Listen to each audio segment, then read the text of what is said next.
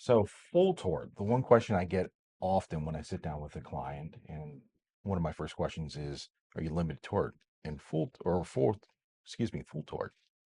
They often tell me, well, I have full coverage. Is that the same thing as full tort? The only thing that full tort and full coverage have in common is the word full. And actually, full coverage can be a little misleading because that only is referring to comprehensive and collision, which is the physical damage to a vehicle.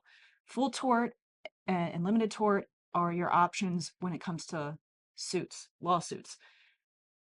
Full coverage actually does not exist anywhere in insurance policy. It's a term that is commonly used, but is meaningless in a policy. What people often mean, though, by that is I have comprehensive and collision coverage. So, collision is when your vehicle collides with another object or it overturns. Comprehensive is anything else, minus some exclusions like wear and tear. But the most common examples of a comprehensive claim are deer, glass damage, if your vehicle is stolen by theft, fire, tree falling on it as well. So um, there are deductibles.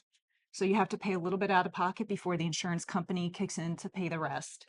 And then you're not required to carry comprehensive or collision unless you have a loan on the vehicle and the finance company requires it. This shouldn't be confused by the property damage liability portion of a policy, though, right? That's correct. So you could have an accident where two vehicles collide and both vehicles have damage. Now, your vehicle, if you're the at-fault driver, you will have comp or collision to fix your vehicle.